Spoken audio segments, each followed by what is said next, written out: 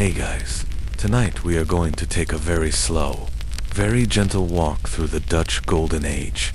Not the dramatic, high-stakes part with sea battles and political intrigue, but the quiet, muddy, and slightly absurd world that existed just before a single flower managed to lose its mind. It's a time and place of immense wealth, astonishing innovation, and a dampness that probably got into your bones. Let's be honest, you, with your modern immune system and appreciation for indoor plumbing, would last about 4 days. The sheer amount of herring consumed alone would be a shock to the system. But from the cozy safety of your bed, it's a wonderfully strange place to visit. So, before you get comfortable, take a moment to like the video and subscribe, but only if you genuinely enjoy what I do here. Your quiet support makes these journeys possible. And if you have a moment, I'd love to see where in the world you're listening from tonight. Just leave a quick comment with your city or country and what time it is for you. It's always nice to know where we're all unwinding together. Asterisk now. Dim the lights. Maybe turn on a fan for that soft background hum. And let's ease into tonight's journey together. Asterisk. Imagine yourself standing on a cobblestone street in the year 1630. The first thing you notice isn't a sight, but a feeling. It's the air. It's thick, heavy with the combined scent of seawater, damp earth, and distant wood smoke. You're in the Netherlands, a country that seems to be in a constant, polite negotiation with the North Sea. Much of the very ground beneath your feet is a stubborn human achievement. Land wrestled from the water through a network of dikes, canals, and windmills. Those iconic windmills aren't just for show. They are the tireless engines of this nation, pumping water day and night. Their slow, creaking rhythm, the heartbeat of the landscape. Asterisk, you pull your wool cloak a little tighter. It's not bitterly cold, but the chill has a way of seeping in.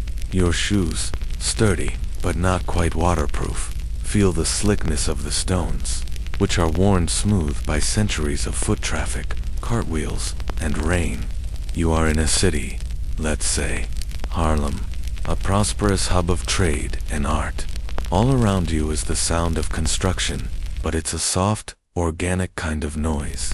Not the jarring clang of steel, but the rhythmic tap of a mallet on wood, the scrape of a trowel on brick, and the low murmur of voices speaking a language that sounds both hearty and precise. Asterisk, this is the Dutch Golden Age, and you can feel the confidence in the air. It's not loud or arrogant. It's the quiet, self-assured hum of a place that knows it's at the center of the world. Ships from the Dutch East India Company, the formidable VOC, have just returned, and their goods are transforming this small, flat country into a global economic powerhouse. The scent of exotic spices, nutmeg, cloves, and cinnamon lingers near the warehouses lining the canals. A strange and intoxicating perfume, mixed with the more familiar smell of tar and rope. Asterisk, you decide to walk, to drift through the city like a curious ghost. The houses are what capture your attention next. They are tall and impossibly narrow, leaning against one another as if for support. Their gabled facades creating a jagged, charming skyline. They look less like buildings and more like a crowd of lanky, well-dressed individuals huddled together to share a secret. Many of them feature a peculiar detail near the top, a large iron beam with a hook jutting out. This, you realize, is for hoisting furniture and goods up to the higher floors, as the staircases inside are notoriously steep and winding, a space-saving measure that makes moving day a genuine test of faith and engineering. Asterisk, as you meander, you notice the almost obsessive cleanliness of the stoops, while the streets themselves are a muddle of mud, refuse, and the occasional wandering pig. The front steps of every home are scrubbed clean. This is a well-documented truth of the era. Dutch housewives were renowned throughout Europe for their meticulous housekeeping, a fierce battle against the ever-present damp and grime. It's a charming, if slightly baffling, contradiction. A pristine doorstep leading into a world lit by smoky peat fires and perfumed by the canal. Just outside the window, Asterisk, you pass merchants in dark, sober clothing, their white ruffs so large and stiff, they look like they're wearing personal, wearable party platters. You see women gliding by, their faces framed by crisp white caps, their expressions serene and purposeful. There is wealth here, but it's a reserved, Protestant kind of wealth. It's in the quality of the fabrics, the dark gleam of the polished wood behind leaded glass windows, and the sheer number of paintings being sold in market stalls. Art is not just for the aristocracy here. It's a commodity, a way for a successful baker or brewer to decorate their home and display their status. Asterisk, historians still wonder about the collective mindset of this period. Was this sudden, explosive prosperity met with pure joy, or was there an undercurrent of anxiety? You get the sense, as you watch a barge filled with barrels of beer glide silently down a canal, that behind all this industrious clatter, there's a quiet hum of disbelief, a shared understanding that this level of success is fragile, built on brave sea voyages, clever financing, and a whole lot of luck. Perhaps this is why they scrubbed their stoops so diligently in an attempt to exert control over a small patch of a world that was expanding and changing at a dizzying pace. Asterisk for now. Though, there is no great panic. There is only the steady rhythm of life, the clatter of wooden shoes on stone, the distant chime of a church bell marking the hour, and the gentle lapping of water against the canal walls. The most valuable things being traded at the port are spices, textiles, and grains. The most exciting conversations are about new shipping routes and breakthroughs in lens grinding. No one is talking about flowers. Not yet. A tulip, at this moment, is just a pretty, exotic plant that a few wealthy botanists cultivate in their private gardens, a curiosity from the far-off Ottoman Empire. It holds no more economic significance than an unusual seashell or a brightly colored feather. Asterisk. You find yourself turning away from the busy canals, heading toward the quieter, more secluded courtyards and gardens, tucked away behind the grand houses. The air changes here. The scent of the sea fades, replaced by the smell of damp soil, greenery, and the first hints of something else. Something clean, sweet, and foreign. A new story is waiting to bloom here, in the sheltered quiet, and you can feel the world holding its breath, just for a moment, before it all begins. Asterisk, you slip through a heavy oak door that was left slightly ajar, stepping out of the narrow lane and into a hidden world. The sounds of the city, the distant hammering, the rumble of cartwheels are instantly muffled, replaced by the soft crunch of your own footsteps on a gravel path. You are in a hofje, a private courtyard garden, shielded from the world by the tall brick walls of the surrounding homes. This is where the real quiet lives. The air, still damp, now carries the scent of turned earth, wet leaves, and the subtle perfume of blooming flowers. Asterisk, the garden is a masterpiece of Dutch order. It is not a wild, sprawling expanse, but a carefully curated grid of rectangular flower beds bordered by neatly trimmed box hedges. It's as if someone took a slice of nature and imposed upon it the strict, geometric logic of a city planner. There is a sense of immense pride here, a quiet declaration that even the chaotic beauty of the natural world can be tamed, organized, and improved upon. This control over a small patch of land feels deeply connected to the larger national project of controlling the sea. Asterisk, an older man in a simple dark doublet is kneeling by one of the beds, his back to you.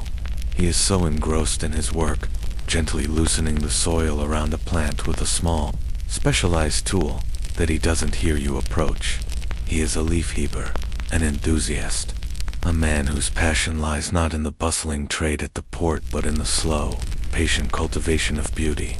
These are the men who started it all, the quiet academics and wealthy hobbyists who saw flowers not as products, but as marvels of creation. Asterisk, he finally senses your presence and looks up, not with alarm, but with a mild, scholarly curiosity.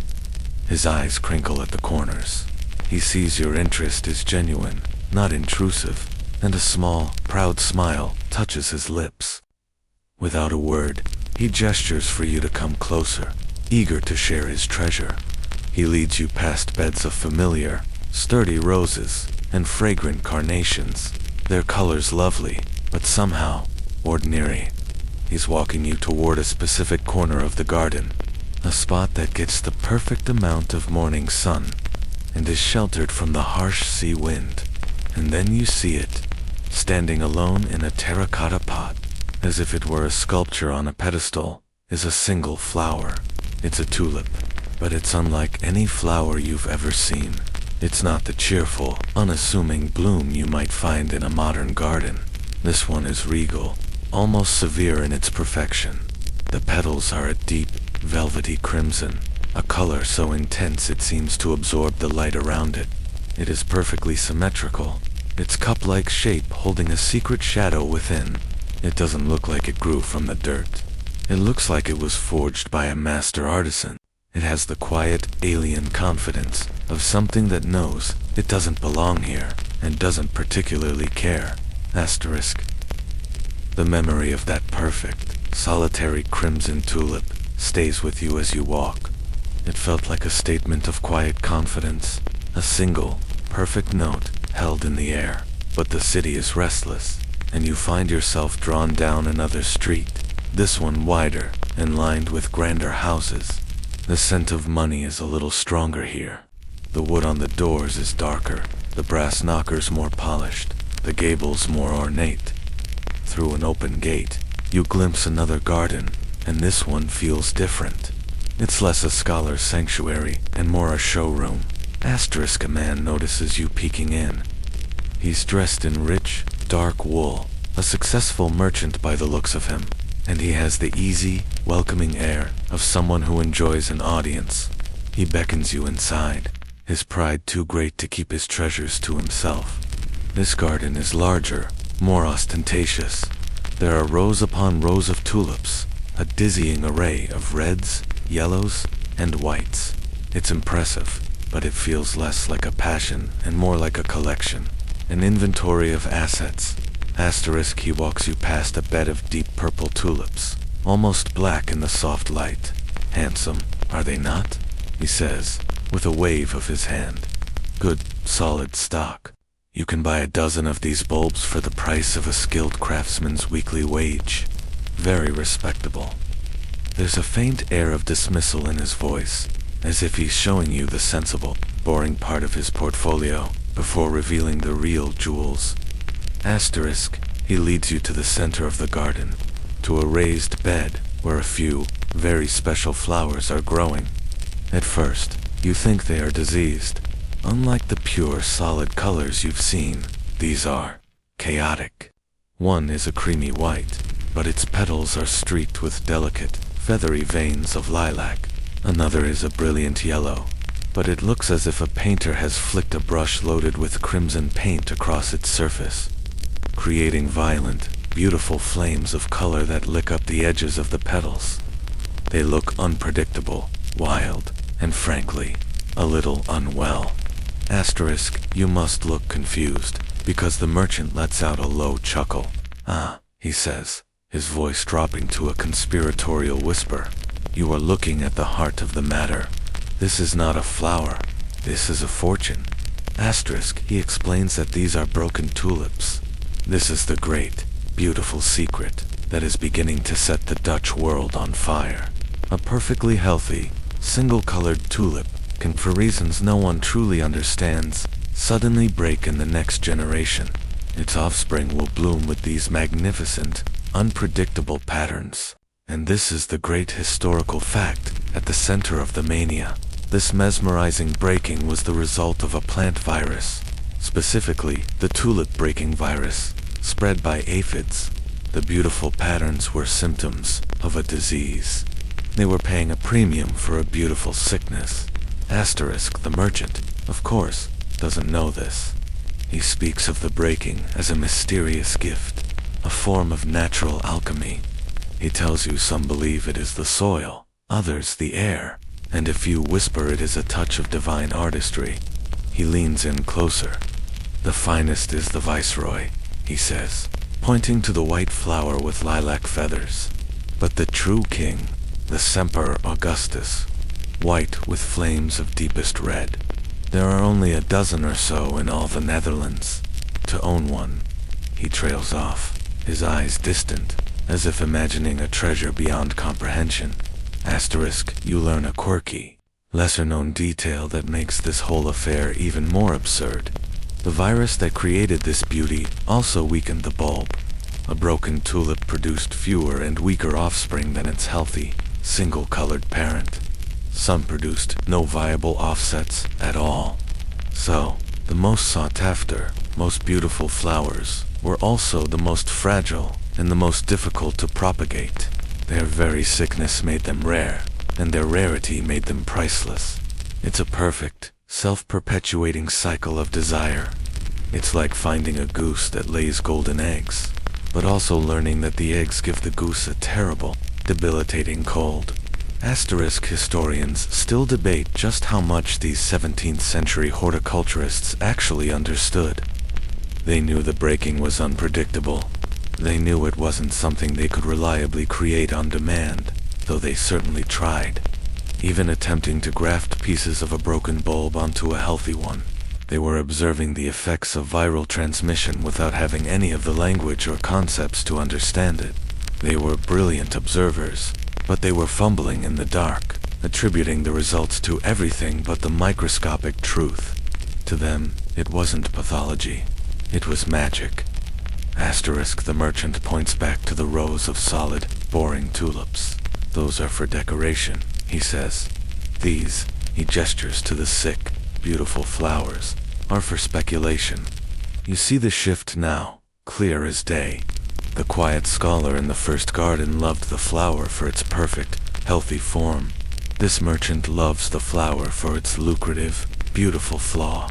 The focus has moved from the bloom itself to the bulb beneath the ground, a small, brown, lumpy thing that holds the potential for magnificent, diseased profit. You're starting to understand this strange, inverted logic. It's not about gardening anymore. It's about gambling. You buy a plain bulb, you plant it, and you wait. You hope that the mysterious force of nature, or perhaps a lucky aphid, will visit your garden and bless your flower with a beautiful, expensive illness. It's a lottery ticket made of soil and petals. And as you stand there, looking at a flower that is both breathtaking and dying, you realize the entire nation is about to buy in. Leaving the merchant to dream of his fragile fortunes. You find the chill in the air has deepened. The sun is lower, casting long, soft shadows across the cobblestones. You need a place to warm up, a refuge from the damp, and you find one in a small, unassuming building tucked away between a bakery and a tailor's shop. The sign above the door is simple, a beautifully painted book. Inside, the air is dry and smells wonderfully of old paper, leather, and linseed oil. It's a printmaker's shop, but it feels more like a library. A man with ink-stained fingers and spectacles perched on the end of his nose looks up from a large wooden press. He's an artist, a draftsman, but his work isn't destined for the walls of a grand house. He is a creator of catalogs, the silent, crucial documents that allowed the tulip trade to truly flourish. He sees your curiosity and, with a weary but proud sigh, gestures for you to look at the pages laid out to dry on a long wooden table. You step closer, and what you see takes your breath away. Here, immortalized in watercolor on thick, creamy paper, are the tulips you just saw in the gardens, but they are somehow more perfect, more idealized than they were in real life. Each painting is a masterpiece of botanical illustration, capturing not just the shape and color of the flower, but its personality. The feathered edges of the petals, the subtle gradient of color, the gentle curve of the stamens, all rendered with painstaking, almost devotional, accuracy. This is how the trade was conducted for much of the year. A historical fact that is easy to forget is that for most of the year, there were no actual flowers to look at. The bulbs were dormant in the ground or stored in cellars. Business couldn't just stop for 9 months while everyone waited for spring. And so, these hand-painted catalogs, known as tulip books, became the primary tools of the trade. Buyers and sellers would negotiate deals worth thousands of guilders, based not on a physical flower, but on its portrait. You weren't just buying a bulb. You were buying the promise depicted on the page. Asterisk, the artist points to a particularly stunning illustration of the viceroy. Its white petals delicately brushed with strokes of violet. He tells you a funny, quirky detail about his profession. His greatest challenge isn't capturing the beauty of the flower, but managing the expectations of his clients. Each owner of a prized bulb was convinced that his particular viceroy was more vibrant, its flames more elegant, its form more perfect than any other. The artist confides that he often has to paint the same variety of tulip over and over, making subtle, almost imperceptible changes to flatter each new patron. It's a quiet, artistic hustle, selling idealized versions of reality to men already half lost in fantasy. Asterisk, he shows you how the books are organized. Each page features a single tulip, painted life-size. Beneath it, in elegant calligraphy, is its name, Gil Kroon, Vita Kroon, La Belle Helene, and next to the name, a space is left blank. This is where the last agreed-upon price would be written, often with a date. As a result, these beautiful art objects also became financial ledgers, tracking the astonishing rise in the value of each bulb. The artist shows you an older entry for a common variety, priced at 5 gil. Then he points to a newer entry for the same bulb, 50 gil. The paint is the same, but the numbers tell a story of escalating madness. Asterisk, you ask the artist if he owns any of these valuable bulbs himself. He lets out a short, dry laugh and shakes his head. He says he prefers to paint them. He has seen firsthand how the obsession with owning the actual bulb changes a person. He speaks of respected scholars who have become secretive and paranoid, of good-natured merchants who now look at their neighbors with suspicion and envy. He feels safer here, among the paper ghosts of the flowers, capturing their beauty without being captured by their price. He is the quiet observer, the official portraitist of a collective delusion. Asterisk, historians and art collectors still debate the purpose of the most luxurious tulip books. Some were clearly working sales catalogs, passed between merchants and smoky taverns. You leave the quiet, inky world of the printmaker behind, and the sounds of commerce grow louder once more. The sun has almost set, and the city is shifting into its evening rhythm. Torches are being lit, casting a flickering, uncertain glow on the damp streets, and making the dark water of the canals gleam like polished obsidian. You find yourself drawn towards the heart of the city, toward a large, open square, where a market is still bustling, stubbornly refusing to yield to the encroaching night. Asterisk, this isn't one of the grand, established exchanges where soberly dressed men trade in commodities like grain or herring. This is something newer, more chaotic. You've arrived at the moment when the tulip trade is just beginning to spill out from the secluded gardens of the elite and the quiet back rooms of connoisseurs into the public sphere.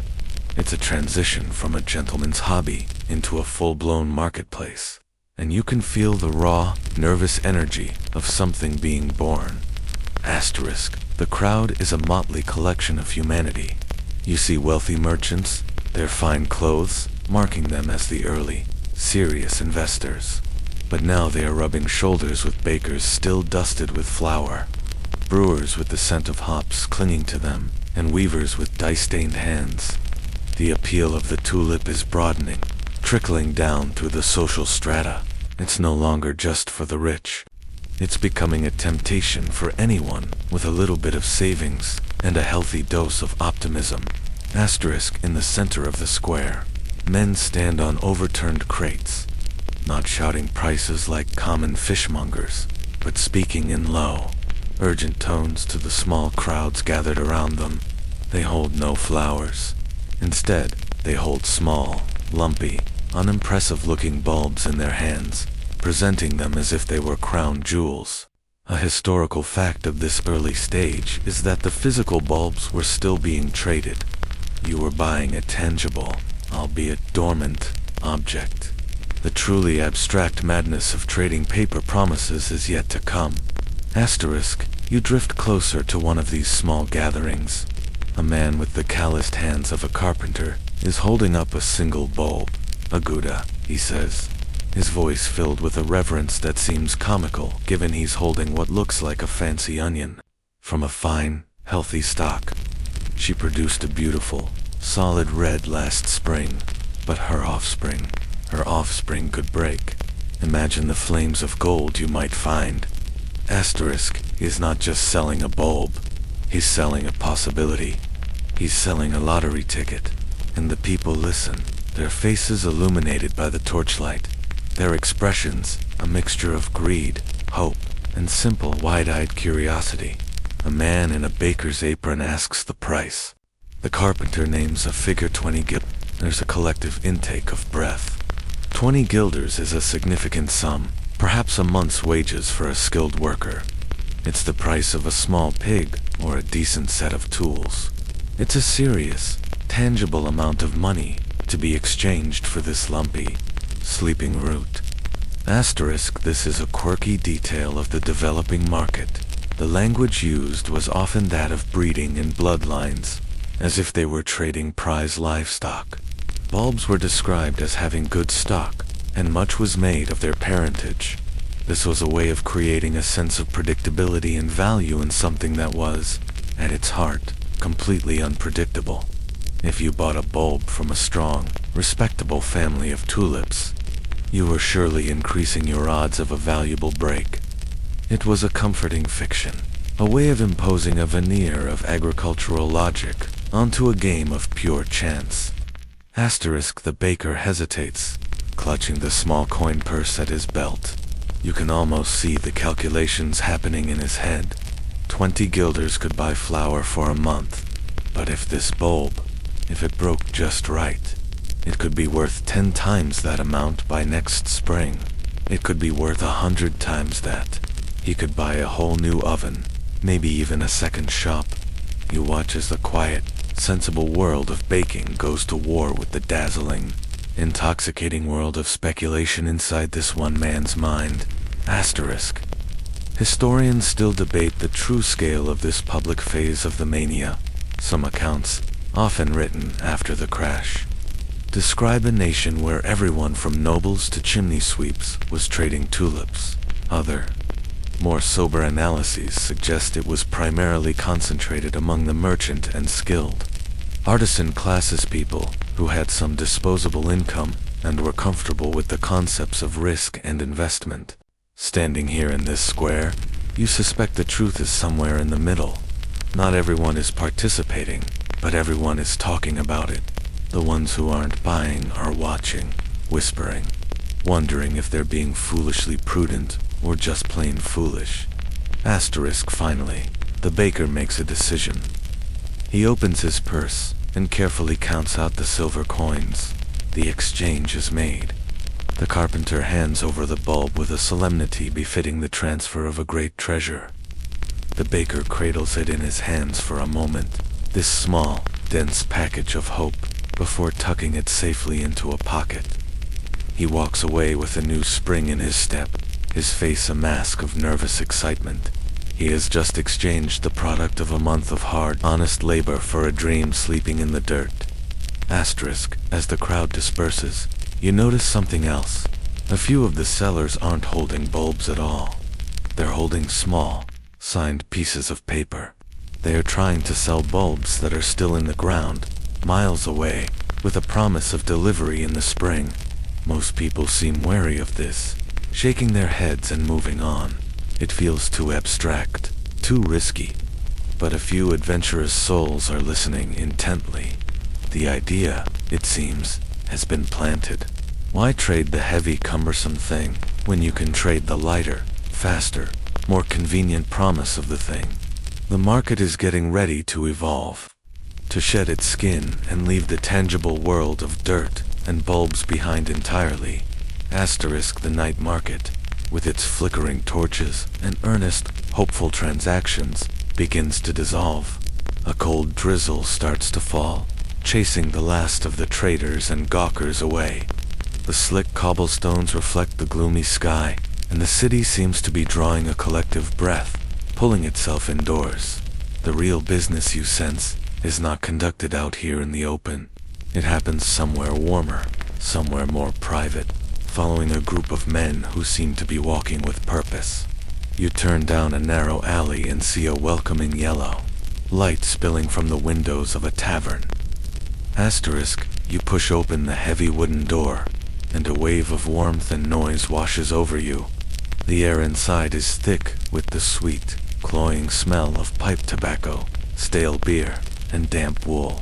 It's a typical Dutch tavern, or herberg, a cozy, low-ceilinged room filled with dark wood, pewter tankards, and the low, rumbling murmur of conversation. But these conversations aren't about fishing hauls or local gossip. You listen closely, and you hear the same words over and over. Viceroy, Gouda, Semper Augustus. The tulip trade has come indoors. Asterisk, this marks a crucial evolution in the mania. A well-documented historical fact.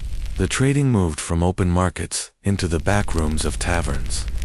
These informal colleges, as they were sometimes called, became the epicenters of speculation. They were unofficial, unregulated stock exchanges that popped up in cities across the Netherlands. Here, deals could be done quickly, lubricated by beer and gin, away from the prying eyes of the city authorities. Asterisk, you find a quiet, shadowy corner and nurse a small glass of beer, becoming an invisible observer. The room is a cross-section of the newly moneyed middle class. You see the same faces you saw in the market, the weaver, the brewer, the carpenter, but here they seem more confident, more important. They are no longer just craftsmen. They are investors, players in a thrilling new game. They huddle around small, candlelit tables, leaning in close, their voices low and intense. They pass around the painted catalogs you saw earlier, the pages already becoming worn and smudged from frequent handling.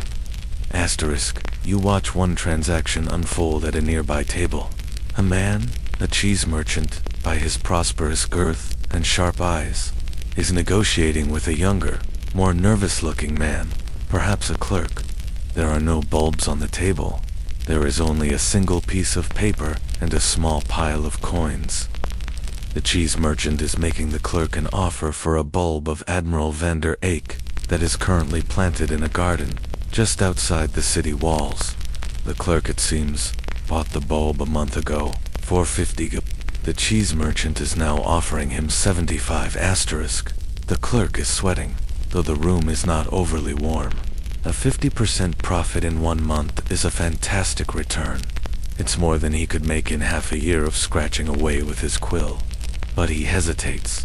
He has heard stories of admirals selling for 100 guilders in Amsterdam.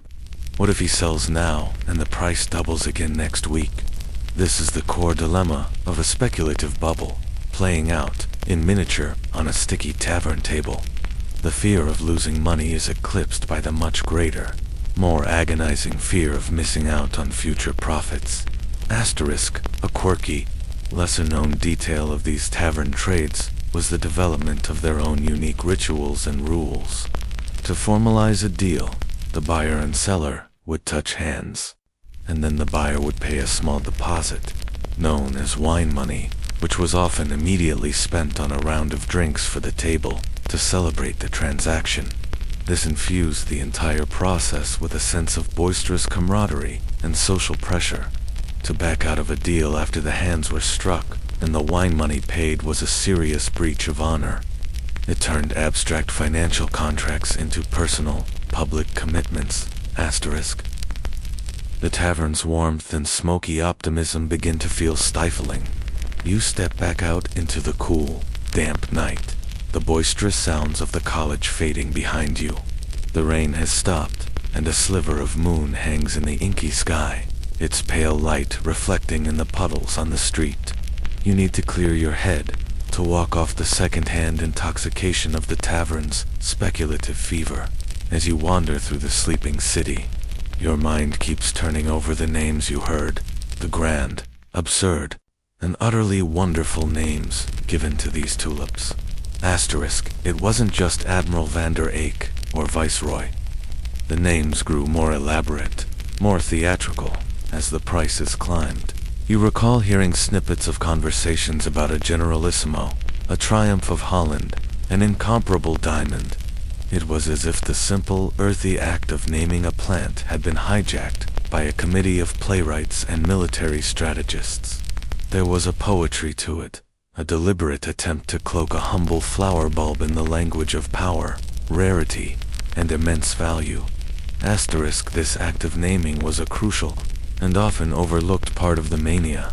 A historical fact is that the most valuable tulips were given these ridiculously grand titles, naming a flower Semper Augustus, always Augustan.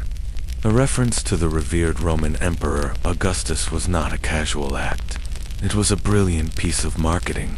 It imbued the flower with a sense of classical authority, permanence, and imperial grandeur. Who wouldn't want to own a piece of something that sounded so eternal and important? It made the act of purchase feel less like a gamble and more like an acquisition of a piece of history. Asterisk. You find yourself imagining the scene, a group of connoisseurs, perhaps in one of the very first, more scholarly horticultural societies, gathered around a newly broken tulip. The flower itself is a masterpiece of chanza, brilliant crimson with delicate white flames. It needs a name worthy of its beauty and, more importantly, its potential price. Someone suggests the red and white wonder. It's accurate, but lacks flair. Another proposes the pride of Leiden. Better, but still too provincial. Then, a man who has had a little too much wine and has been reading a bit too much Cicero stands up and declares, "It shall be Semper Augustus." It sounds perfect.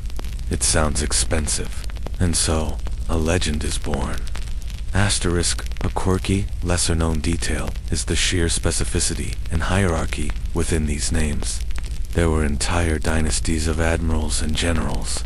You could buy an admiral of admirals or a general of generals, which were presumably superior to the standard models. This created a complex, almost feudal system of value. It also created endless opportunities for confusion and fraud.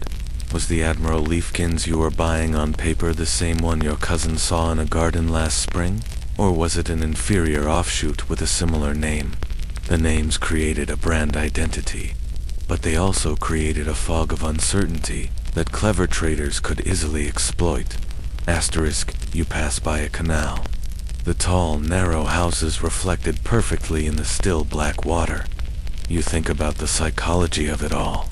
Why did these names hold such power? Historians have a few theories.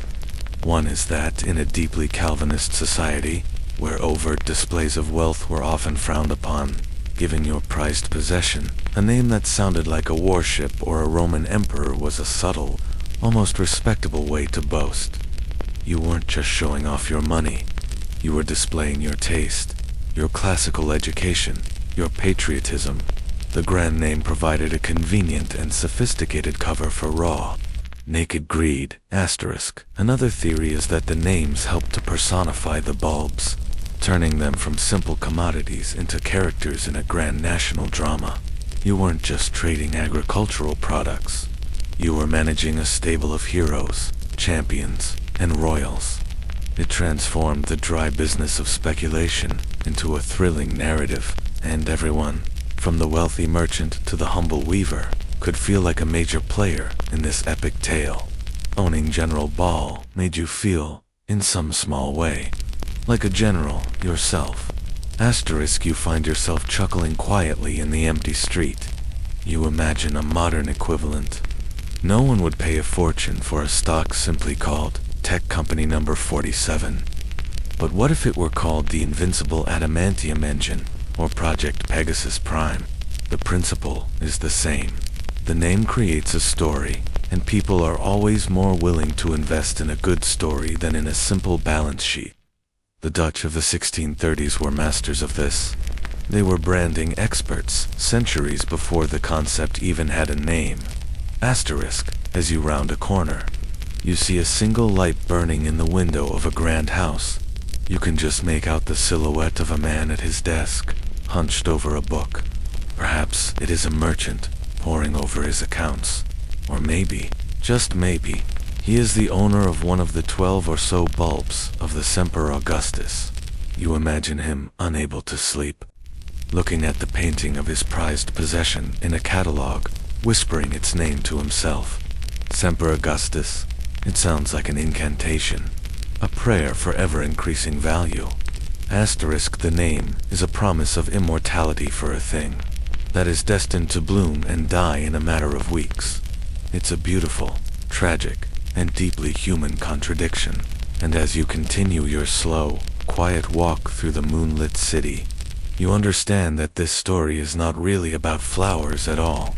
It's about the power of names, the seduction of a good story, and the amazing human capacity to believe that something is valuable, simply because everyone has agreed to call it so. Asterisk. Your late-night wandering has carried you from the heart of the city toward its edges, where the manicured streets give way to the more practical, working world of the port. Even at this late hour, there's a low hum of activity. The smell of tar and salt is stronger here, and the dark, skeletal forms of cranes and shipmasts rise against the moonlit sky. It's here, in the taverns and counting houses frequented by sailors and international merchants, that the tulip trade takes its next, and most fateful, evolutionary leap. Asterisk, you find your way into another tavern, this one rougher around the edges than the last. The clientele is different, fewer local craftsmen, more men with weathered faces and the distant look of those who have spent months at sea. The language of the tulip trade is the same, but the concepts being discussed are becoming stranger, more abstract, more unhinged. You are about to witness the birth of the futures market. Asterisk, a group of men at a large table are not just trading bulbs that are in the ground. They are trading bulbs that haven't even been planted yet. They are buying and selling the promise of a bulb, based on a promissory note scribbled on a piece of paper. This practice came to be known as Windhandel, which literally translates to wind trade. It is a perfectly, poetically accurate name for the act of selling nothing more than air and expectation. Asterisk, this is a pivotal and well-documented historical fact of the bubble. The market detached itself completely from the physical reality of the tulips. Traders could now buy and sell contracts for bulbs they had never seen and would never possess. A single contract could be bought and sold 10 times in a single day, escalating in price with each transaction, while the actual bulb it represented was sleeping peacefully in the soil miles away, blissfully unaware of the speculative frenzy it was causing. This innovation made the market faster, more volatile, and accessible to a whole new class of players who had no interest in gardening whatsoever. Asterisk, you watch as a ship's captain, just returned from a long voyage to the Indies, is being initiated into this strange new world. A local broker, a fast-talking man with darting eyes, is explaining the concept to him. You see, Willem, the broker says, you don't need a garden. You don't even need to see the flower. You just buy this note. He slides a small piece of paper across the table. This is a contract for 1 Admiral of France bulb, to be delivered in May. You buy it from me tonight, for 300 guilders, but by next week, I guarantee the price will be 350. You sell the note to someone else, and you've made 50 guilders without ever touching a speck of dirt. It's the cleanest business in the world. Asterisk, the captain, a man used to the tangible risks of storms and pirates, looks at the paper with deep suspicion. So I am buying the wind, he asks, his brow furrowed. The broker laughs. Exactly. The most profitable wind you'll ever feel. Asterisk, a quirky detail of the Windhandel period was the emergence of specialized trading locations and times. Certain taverns became known as the go-to spots for trading specific types of tulips. One might be the hub for viceroy contracts, while another, across town, was the place for trading common varieties. Deals were often made on a fixed schedule, with traders gathering for a few frantic hours of business each afternoon, turning these smoky backrooms into primitive versions of a modern trading floor. This organization lent a false sense of legitimacy in order to what was essentially a chaotic and unregulated betting parlor. The captain is still skeptical, but the broker is persuasive. He points to another man at the table, a sailmaker, who nods enthusiastically. "I bought a note for a general ball 2 weeks ago for 60 guilders, the sailmaker boasts. Sold it yesterday for 100. I made 40 guilders for doing nothing but drinking my beer and waiting." The allure is powerful. For a man like the captain, whose wealth is earned through months of grueling, dangerous labor, the idea of making money so easily, so quickly, is almost impossible to resist. Asterisk. The dawn brings a fragile, gray light to the city, but no relief from the pervasive sense of tulip fever.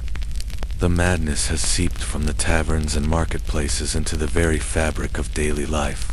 As you walk through the streets in the early morning, you see the subtle and not-so-subtle signs of a society reorienting itself around a single all-consuming obsession.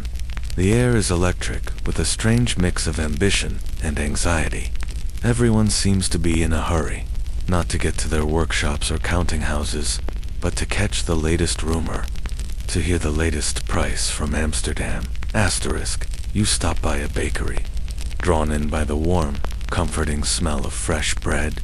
But the baker, the same man you saw in the market square a few nights ago, is not at his oven. He's in the front of his shop, huddled with 2 other men, a butcher and a candlemaker. They are not discussing the price of flour or tallow. They are eagerly examining a painted tulip catalog, their heads close together, their voices hushed and excited. The baker's apron is still dusted with flour, but his mind is clearly elsewhere. He is a baker in name only now.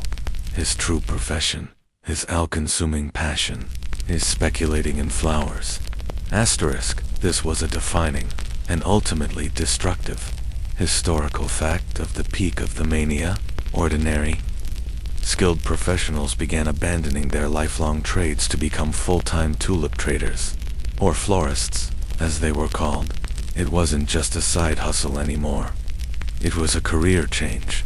Why spend a grueling day kneading dough for a few stuvers of profit when you could, with one clever trade, make a year's income in an afternoon? The traditional Dutch values of hard work, thrift, and diligence were being eroded by the seductive promise of effortless wealth. Asterisk, you watch them for a moment. The butcher is pointing to a picture of a Switzer's, a popular mid-range variety. He claims to know a man whose cousin has a bulb that is almost guaranteed to break with a rare yellow-on-red pattern. He can get them a contract for it, he says, but they have to act now. The baker and the candlemaker listen with rapt attention, their expressions a blend of greed and a fear of being left behind. The loaves of bread on the shelves behind them, the tangible products of a useful and honorable craft, seem utterly ignored, like relics from a bygone era. Asterisk, you continue your walk and pass the workshop of a master weaver. The loom, a complex and beautiful machine, stands silent. The weaver himself is standing on his doorstep, arguing with his wife. You can't hear the words, but their gestures tell the story. He is pointing down the street, toward the taverns, his expression animated and pleading. She is shaking her head, her arms crossed, her face a mask of worry and disapproval. It's a domestic drama being played out all over the Netherlands. The clash between the old world of steady, reliable craftsmanship and the dazzling, unstable new world of the Windhandel. Asterisk, a quirky and poignant detail from this period comes from the records of various guilds and city councils. There are numerous accounts of apprentices being abandoned, of orders for goods going unfulfilled, and of workshops falling into disrepair. The economic ecosystem of the city was being starved of its most vital resource, human attention. People were physically present at their jobs, but their minds, their capital, and their hopes were all invested in the abstract world of the tulip market. It was a silent hollowing out of the real economy. Asterisk as you wonder what this does to the soul of a city. The Dutch Republic was built on the quality of its goods, its ships, its textiles, its cheeses, its art. This was a culture that celebrated mastery, the slow accumulation of skill over a lifetime. What happens when that is suddenly seen as the slow, foolish path, while the reckless gambler is celebrated as a financial genius? Asterisk, historians still try to piece together the social impact of this shift. Did it create new, unforeseen tensions between neighbors? The man who held on to his traditional trade must have looked upon his newly rich, tulip-trading neighbor with a complex cocktail of envy, resentment, and moral superiority. The social fabric, once woven tight by shared professions and communal values, was being strained to the breaking point. The mania was not just an economic phenomenon, it was a social one, creating new winners and losers overnight, and challenging long-held ideas about what it meant to be a successful and respectable citizen. Asterisk. You see a perfect illustration of this a moment later. A carriage, far too ornate for the narrow street, clatters to a halt. A man steps out, dressed in silks and velvets that sit awkwardly on him, as if he is not quite used to such finery. You recognize him. It's the carpenter you saw in the market, the one who sold the baker his first bulb. He is no longer a humble craftsman. He is a florist, and by the looks of it, a very successful one. He strides into a nearby building, the temporary headquarters of a trading syndicate, with an air of self-importance. The silent loom, the ignored bread, the weaver's argument, the carpenter's finery, it all paints a picture of a world turned upside down. The foundational logic of the society, that value comes from tangible goods and skilled labor, has been replaced by a new, intoxicating, and dangerously simple creed, that wealth can be spun from nothing but air and a shared, collective dream. The city is holding its breath, caught in a state of suspended animation, waiting to see if this dream will solidify into a new and permanent reality, or if they will all wake up to find it was nothing but wind after all. Asterisk, the stories are getting wilder. By now, the whispers you heard in the tavern and the boasts in the market have escalated into full-blown legends, told and retold until they have taken on the weight of myth. You are entering the peak of the mania, the dizzying, final ascent before the fall. It's a time when any semblance of rational valuation has been completely abandoned, and the numbers being thrown around are so astronomical they cease to have any real-world meaning. Asterisk. You find yourself standing on a bridge over one of Amsterdam's grand canals, the Heron, perhaps the most prestigious address in the city. You lean against the cold stone, watching a swan glide through the dark water. The houses that line this canal are the physical embodiment of the Golden Age's immense wealth. They are palaces of commerce, built by the richest merchants and regents. Their ornate gables, a testament to fortunes made in spices, shipping, and finance. They are solid, tangible assets, symbols of lasting power, and it is in this context that you hear the most famous, most iconic story of Tulip Mania. Asterisk. A man joins you on the bridge, a soberly dressed clerk on his way to work. He senses you are a visitor, someone trying to make sense of the city's current obsession, and he strikes up a conversation. You see that house there? He says, pointing to a particularly magnificent canal house. 3 stories high and 5 windows wide, built of dark red brick with elegant sandstone trim, owned by Jan van Goyen, the painter.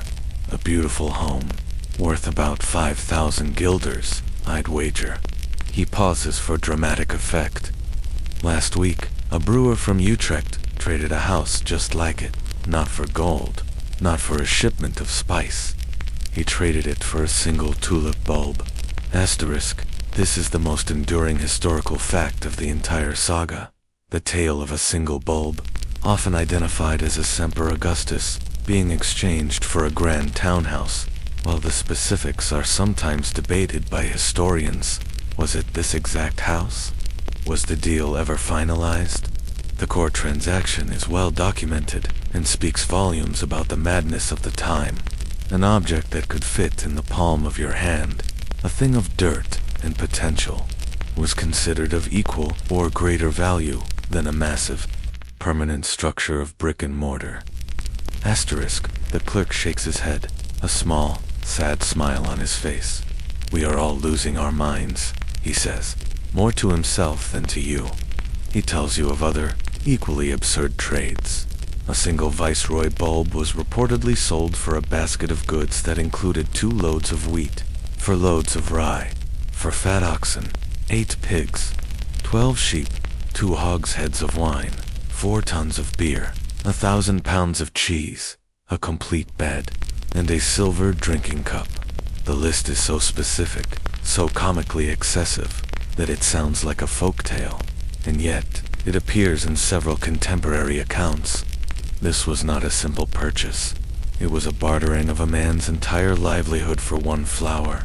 Asterisk, a quirky and revealing detail of these peak-level transactions is that they were often conducted without any cash changing hands at all. The economy of the ultra-rich florists had become a strange, closed loop of barter. They were trading land, art, houses, and commodities among themselves in exchange for the rarest bulbs. This might have been a practical measure, given the sheer amount of currency that would have been required, but it also served a psychological purpose. Trading a house for a bulb sounds less insane when it's a direct asset-for-asset swap. It maintained the illusion that these were rational transactions between tangible goods, even when one of those goods was a dormant flower that might not even bloom as expected. Asterisk, you look at the grand house again, trying to wrap your mind around its value. You think of the labor involved, the bricklayers, the carpenters, the stonemasons, the years of work required to construct such a building, and then you think of the bulb, a small, passive object that does nothing but wait in the dark. The comparison is jarring. It represents a complete breakdown of the perceived relationship between labor, utility, and value. Asterisk. Leaving the opulent canals behind, you feel a need to reconnect with the more grounded, less frantic parts of the city. You meander back towards the harbor, where the real, tangible economy of the Netherlands is still chugging along, almost in defiance of the speculative madness happening in the taverns. Here, the conversations are about wind direction, cargo weights, and the price of salt fish. It feels like a different world, a world where value is measured in tons and nautical miles. But even here, the tulip's strange influence can be felt, leading to one of the most famous and comically tragic anecdotes of the era. Asterisk, you find yourself near a bustling warehouse. Bales of cloth, barrels of spices, and crates of unknown origin are being unloaded from a newly arrived ship. The owner of the ship, a wealthy merchant, is overseeing the work. He's in a fine mood. The voyage was successful, and his profits will be substantial. He has just concluded a particularly lucrative deal that morning, not for spices, but for a single, impossibly rare tulip bulb. It sits on his desk in his counting house, a small, lumpy trophy, representing a fortune greater than that of the entire cargo being unloaded before him. Asterisk, a sailor, just off the ship, after months at sea, is making his way to the counting house to collect his wages. He's a simple man, unfamiliar with the strange horticultural obsessions that have gripped his homeland during his absence. He's hungry, and as he waits for the merchant to finish his calculations, he spots what he thinks is an unusual-looking onion sitting on the desk. It's a historical anecdote, so famous it has become almost legendary. The story of the sailor who mistook a priceless tulip bulb for a common onion and ate it for his lunch. Asterisk, you can picture the scene with perfect clarity. The merchant is distracted, shouting instructions to his men on the dock.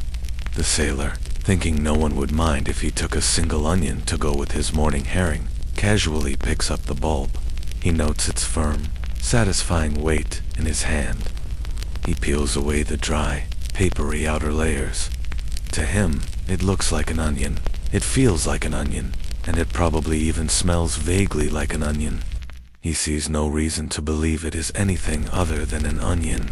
He pops it in his pocket, and, once he's outside, takes a hearty bite. Asterisk now. A quirky botanical detail is that tulip bulbs are actually mildly toxic to humans.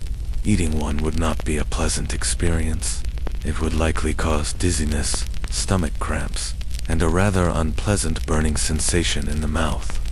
So, not only was the sailor consuming an object worth more than his lifetime wages, he was probably having a miserable time doing it. You can imagine him chewing thoughtfully, thinking to himself that this is a particularly bitter and disappointing example of a Dutch onion, before shrugging and finishing it off. Asterisk, the merchant, his back turned, eventually finishes his work and turns back to his desk to admire his prize. His eye falls upon the empty spot where his viceroy bulb, worth 3,000 guilders, used to be. A slow-motion wave of panic and disbelief washes over his face. He frantically searches his desk, then the floor. He bellows for his clerk, who confirms that yes, a sailor had just been in the room.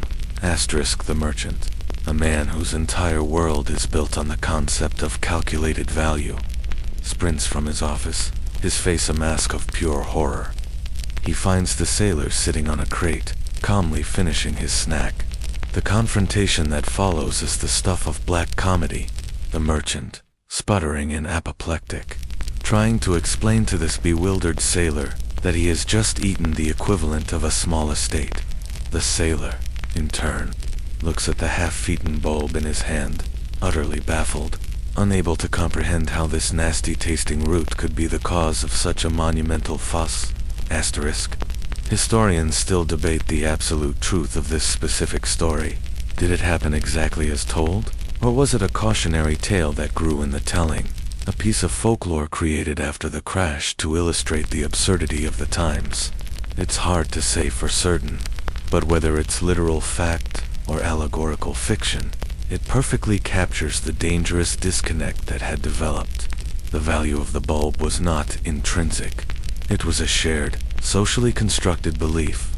To an outsider like the sailor, someone who was not part of that collective belief system, the bulb had no more value than its use as a disappointing vegetable.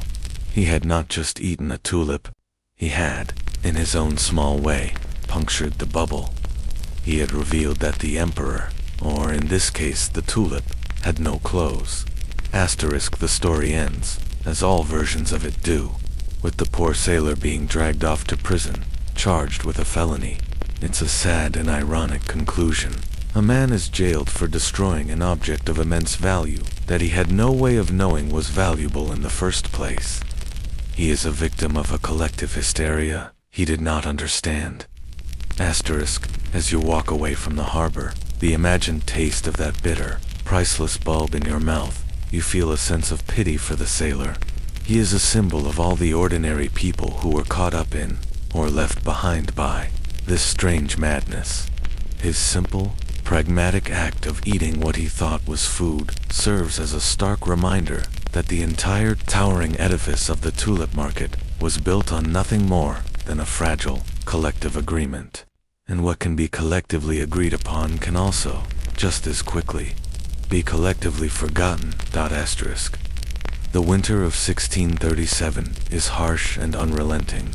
A biting wind sweeps in from the North Sea, and the canals freeze solid, transforming into gray, silent highways for skaters. The festive energy of the early winter, fueled by soaring tulip prices and endless rounds of gin, has given way to a quiet, nervous tension. The market has reached a point of such absurdity that even the most optimistic traders are starting to feel a flicker of doubt, a cold knot of anxiety in their stomachs. The peak has been reached, and the air is thin up here. Asterisk, you find yourself in the city of Haarlem, a major hub of the tulip trade, on the first Tuesday of February. It is the date of a routine auction of bulbs, held in one of the city's largest taverns. These auctions have become major social events, attended by all the big players. The florists who have made their fortunes and are looking to make more. Usually, the atmosphere at these events is electric, a boisterous mix of high stakes, gambling, and celebratory drinking. But today, something is different. Asterisk, you slip into the crowded, smoky room.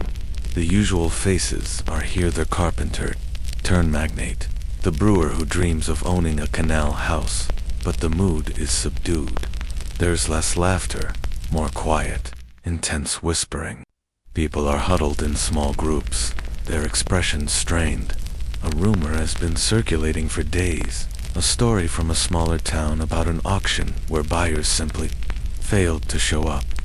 Everyone dismissed it as a fluke, a local anomaly, but the rumor has planted a seed of uncertainty, a seed that is about to sprout. Asterisk, the auctioneer, a large man with a booming voice, climbs onto a small stage. He holds up a painted catalog, displaying the first lot, a collection of common bulbs, Vita Krunen, being sold by the orphanage of Haarlem. This is a crucial historical fact. Institutions like orphanages had begun investing their modest funds in tulips, hoping to profit from the mania like everyone else. Their participation lent the market an air of civic and moral legitimacy. If the orphanages were in on it, how could it be wrong? Asterisk, the auctioneer starts the bidding. 100 guilders, for this fine collection of Vita Krunen, a solid investment. Gentlemen, a guaranteed return come spring. Do I hear 100? Silence. The auctioneer's smile falters. For a fraction of a second, he clears his throat. Come now, a bargain at this price. A fine addition to any portfolio. Shall we start at 90? 80? Asterisk, more silence. The only sound in the room is the crackle of the fire in the hearth. The men are looking at each other, their eyes darting around the room, each one waiting for someone else to make the first move. No one does. The collective confidence that has fueled the market for months has suddenly, inexplicably, vanished from the room. It's like a spell has been broken. The bulbs on offer are the same as they were yesterday. The painted pictures are just as beautiful. But the belief, the magic ingredient, is gone. Asterisk, a quirky and telling detail of this moment is the sheer awkwardness of it. There was no dramatic crash, no sudden announcement of a collapse. It was simply a failure to transact, a refusal. It was the quiet, creeping realization in a room full of people that the price they paid yesterday was no longer a price anyone was willing to pay today. Each man in the room is thinking the same thing. If I buy these bulbs, who will I sell them to tomorrow for a higher price? Is there anyone left who is a greater fool than I am? Asterisk, the auctioneer, sweating now, tries again with a different lot. A single, more valuable bulb. He slashes the starting price. Still, no takers. A quiet panic begins to ripple through the room. It's not loud or violent. It's a subtle shift in posture, a tensing of shoulders, the dawning of a horrified understanding on 100 faces at once. The men who had arrived as confident investors are slowly transforming into desperate sellers, but they are trapped in a room where there are no buyers. Asterisk. The silence from the Haarlem auction hall spreads like a contagion. In the days that follow, the news travels from city to city, not with the speed of a modern news cycle, but with the slow, inexorable dread of a creeping frost. It moves along the frozen canals, carried by skaters and merchants, passed in hushed tones in taverns and marketplaces. The panic is not a loud, screaming affair. It is a quiet, internal, and deeply personal catastrophe, happening simultaneously in thousands of households across the nation. Asterisk, you are back in Amsterdam, and the city feels profoundly different. The frantic, optimistic energy is gone. replaced by a stunned, hollow silence. You see men standing on bridges, staring into the icy water, their faces blank with disbelief. These are the same men you saw just weeks ago, boasting of their paper fortunes in smoky taverns. They are the bakers, weavers, and carpenters who abandoned their trades for the promise of easy money. Now, they are left holding worthless contracts. Promises of payment for bulbs whose market value has evaporated overnight. Asterisk. You witness a scene that encapsulates the new reality. A man well-dressed, but with a desperate look in his eyes, is trying to sell a promissory note for a Semper Augustus, the king of tulips, the bulb once worth a canal house.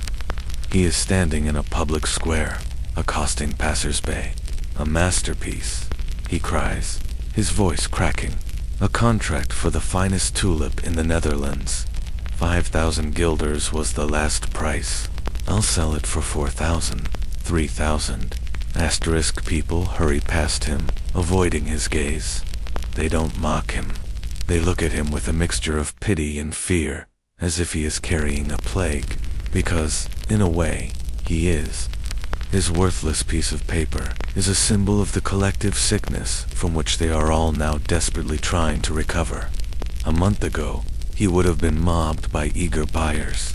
Today, he is a ghost, trying to sell a memory. Asterisk. This is the grim, historical fact of the crash's aftermath, the catastrophic and rapid deflation. Prices for contracts fell by 95%, 99%, and in some cases, 100%. A bulb that had been worth 5,000 guilders one week was, by the next, struggling to find a buyer for 50. The wind had not just stopped blowing, it had reversed course, becoming a devastating hurricane of debt and recrimination. It was a fortune melting like snow in the spring sun, leaving behind nothing but mud and ruin. Asterisk. You follow the distraught man as he gives up on the square and stumbles into a tavern. He finds the man who sold him the contract, the original promise maker. He shoves the paper in his face. Honor your contract, he demands.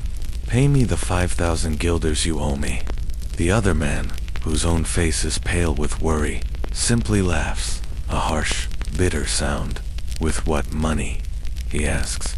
That paper is worthless. It was a game, and the game is over. You knew the risk. Asterisk. This interaction highlights a quirky, legalistic detail of the collapse.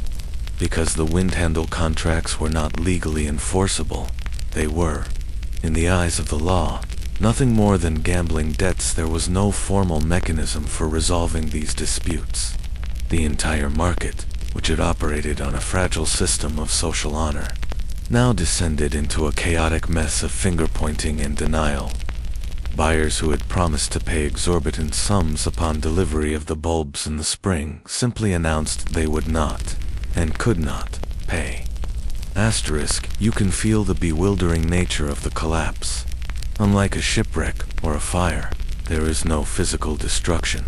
The houses are still standing, the ships are still in the harbor, and the bulbs themselves are still safe and sound in the frozen earth. The only thing that has been destroyed is an idea, the idea that a tulip bulb was worth a fortune. The money hasn't vanished. It has simply been revealed to have never truly existed in the first place. It was a collective hallucination, and the nation is now waking up to a brutal, sober reality. Asterisk. Historians still debate the long-term economic impact of the crash. For many years, the popular narrative was that it led to a devastating, decades-long depression that ruined the Dutch economy. However, more recent research suggests the impact, while severe for the individual speculators, was not as catastrophic for the nation as a whole. The real economy of shipping, fishing, and manufacturing, while strained, continued to function. The mania was a bizarre, self-contained bubble within the larger economy. For those who got caught in it, however, the consequences were very real and very personal. Asterisk. You see the human cost etched on the faces of the people you pass. The weaver whose loom has been silent for months. The baker who sold his shop's inventory to buy one last contract. They have not just lost money, they have lost time, reputation, and their place in the social order. They are left with nothing but debt, and the deeply uncomfortable knowledge that they were victims of their own greed. Asterisk as night falls. A light snow begins to drift down, blanketing the city in a soft, white shroud. It covers the grand houses and the humble workshops alike. It feels like a quiet, mournful blanket being laid over the grave of a foolish, beautiful dream. The great Tulip Mania is over, and the long, cold, and deeply embarrassing winter of its consequences has just begun. Asterisk, the spring of 1637 arrives. But it brings no joy. The thaw feels like an insult, a cruel joke played by nature, as the ground softens and the first green shoots begin to push their way through the soil. The moment of truth arrives. The physical tulips, the actual flowers at the heart of the now collapsed paper market, are about to bloom, and their arrival forces a legal and social reckoning that is as messy and confusing as the mania itself. Asterisk, you find yourself in a courtroom. It's not one of the grand, intimidating chambers of the High Court, but a more modest municipal hall, requisitioned to handle the flood of disputes that have erupted in the wake of the crash. The room is crowded and stuffy, filled with angry, desperate men. The air is thick with the scent of frustration and stale legal documents.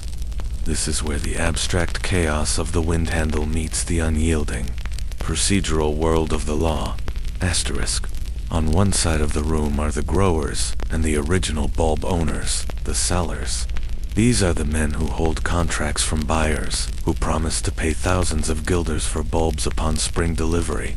On the other side are the buyers, the speculators who, just a few months ago, were eagerly bidding up the prices. Now, they sit with their arms crossed, their faces grim, refusing to pay. They are being sued for breach of contract, and the judges look utterly exhausted. Asterisk. This is the next historical phase of the story, the attempt to untangle the legal mess. A judge, a man with a weary face and a magnificent wig, is presiding over a case. A grower is demanding that a wealthy merchant honor his contract to buy a single Admiral Leifkin's bulb for 4,400 guild. The grower makes his case. A deal is a deal. A signature on a contract is a sacred bond. He has the bulb, ready for delivery. He expects his payment. Asterisk, the merchant's lawyer stands up. His argument is clever and reflects the central legal dilemma of the time. He argues that these were not legitimate commercial contracts at all. They were gambling debts, pure and simple. This is a critical and quirky detail of the legal battles. Lawyers for the buyers successfully argued that the Windhandel was a form of lottery, which was illegal under Dutch law. Therefore, the contracts themselves were illegal and My client, the lawyer proclaims, did not buy a flower. He placed a wager on its future price. This court does not enforce wagers. Asterisk, the room erupts in a low murmur. The growers look horrified. The buyers look relieved. The judges look like they have a massive headache. You can see the impossible position they are in. If they enforce the contracts, it will trigger a wave of bankruptcies that could genuinely cripple the economies of entire cities. Thousands of merchants, craftsmen, and even city officials would be ruined. But if they don't enforce the contracts, they risk undermining the very concept of contractual honor, the foundation upon which the entire Dutch commercial empire is built. Asterisk, the judges, in a series of decisions across the country, essentially tried to find a middle ground. This is a lesser-known but fascinating outcome of the crisis. Courts and city councils refused to enforce the contracts at their original, inflated values. Instead, they pushed for settlements, urging sellers to accept a small fraction of the agreed-upon price, typically around 5 to 10%. They essentially declared the whole affair a collective mistake and tried to spread the losses around, hoping to avoid a complete societal breakdown. Asterisk, one particularly poignant case you witness involves the orphanage of Haarlem. The same institution whose bulbs failed to sell at that fateful auction. Their representative is in court, trying to get a syndicate of florists to pay for a large order of bulbs they had contracted to buy. The florists claim they are bankrupt. The orphanage, which had invested its money hoping to provide for the children in its care, is now facing a catastrophic loss. The judges looked deeply uncomfortable. The mania had not just ruined greedy individuals. It had harmed the most vulnerable. Historians still analyze these legal proceedings, seeing them as a crucial moment in the development of modern financial law. The courts were forced to grapple with questions that are still relevant today. What is the difference between a legitimate investment and a reckless gamble? At what point should the law step in to protect people from their own speculative folly? There were no easy answers in 1637, and there are no easy answers now. Years have passed. The city has healed, or at least, it has learned to forget. The scars of the Tulip Mania are still there, if you know where to look. In the ledgers of a merchant who never quite recovered, in the bitter memory of an old artisan who lost his workshop, in the cautious, once bitten twice shy attitude towards any investment that seems too good to be true. But on the surface, life has returned to its steady, familiar rhythm. The looms are clacking again, the bakeries smell of bread, and the ships in the harbor are laden with spices and grain, not speculative dreams. You find yourself walking on a quiet Sunday afternoon, far from the bustling center of the city. You are in a small, peaceful neighborhood, a place of modest homes and well-tended gardens. The frantic energy of the 1630s has mellowed into the calm contentment of the 1650s. The golden age is still shining, but perhaps with a more mature, less feverish light. You pass a small house with a garden in the front. An elderly man is on his knees, tending to his flower beds. He moves with the slow, deliberate grace of someone who has been doing this for a very long time. It is the first gardener you met, the old leaf hebber, the scholar who loved the flower for its form, not its fortune. He looks older, his face more lined, but his eyes, as he looks at his plants, still hold the same quiet, focused passion. He sees you and gives a gentle nod of recognition, a smile touching his lips. He gestures for you to come closer, to admire his work. His garden is full of tulips. There are reds, yellows, whites, and even a few of the broken varieties. Their petals still feathered with those beautiful, viral streaks of color. They are magnificent, a riot of color in the soft afternoon sun. He plucks a particularly lovely one, a creamy white flower with delicate lilac flames of viceroy. He holds it in his hand, admiring it. Beautiful, isn't it? He says, his voice a low, peaceful murmur. They were always beautiful. There is no hint of bitterness in his voice, no lingering anger at what happened. He has the serenity of a man whose love for a thing was never dependent on its price. This is the final, and perhaps most important, historical fact of the story. The tulip never went away. After the crash, the flower did not become a hated symbol of ruin. The Dutch love affair with the tulip continued, but it changed. It returned to what it had been in the very beginning, a passion for horticulture, a celebration of beauty, and a respectable, but not hysterical, trade. The price of even the rarest bulbs stabilized at a reasonable, affordable level. They became, once again, just flowers. The old man tells you a story. He points to the viceroy in his hand, during the height of the mania. His neighbor, a prosperous brewer, had hammered on his door, offering to buy the bulbs of his broken tulips for a sum that would have allowed him to live in luxury for the rest of his life. The old gardener refused. The brewer called him a fool.